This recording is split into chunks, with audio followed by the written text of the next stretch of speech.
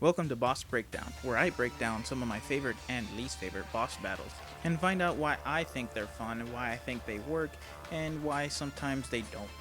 In my first episode, I will be covering the Mother Eater from Digimon Story Cyber Sleuth. If it wasn't apparent by the title, this is the final boss of the game, so spoiler alert.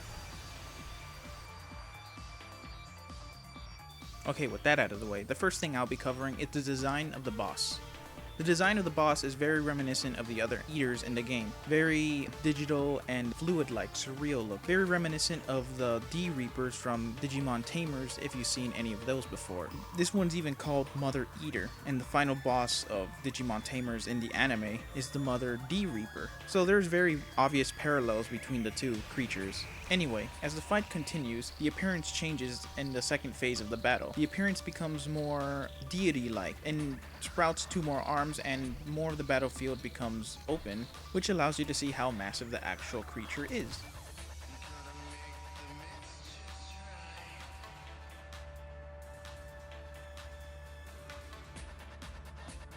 Next, we'll be talking about the mechanics of the fight, and since this fight is broken up into 3 phases, I'll be discussing what the mechanics and gimmicks are of each different phase.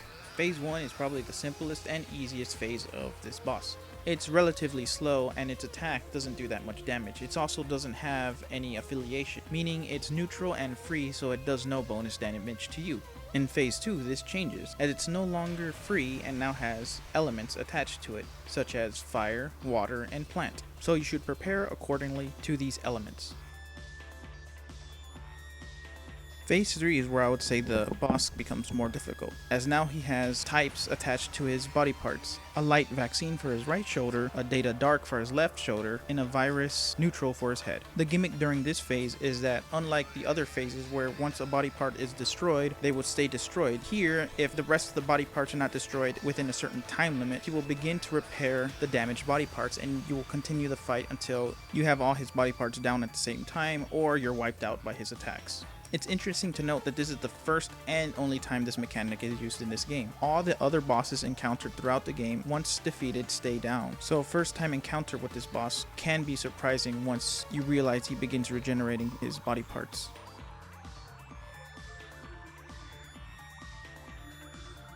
As for attacks, in Phase 1 and 2, the creature doesn't do any special moves, they're more generic energy moves. This changes though in Phase 3 as it starts doing signature moves, such as Vanquish Drive, which takes half of your SP, and World Restart, which makes your health go down to 1 hit point.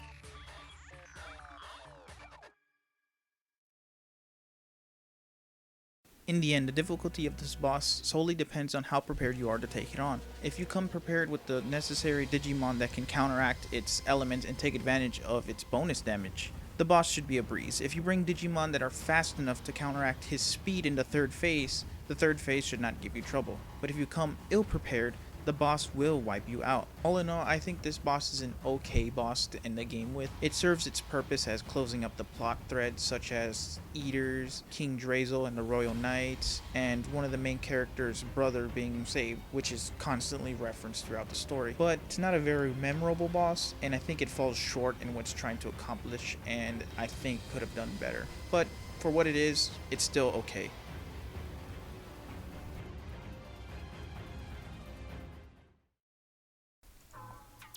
If you made it this long, I would like to thank you for watching my video all the way to the end. Also, this is the end slate, so feel free to leave a comment for feedback. I would greatly appreciate feedback. And if you really like this video, hit that subscribe button and like. And I'll be making more of these as the time goes on. Also, on here, this is a video I recommend that I made from one of my online matches in Digimon.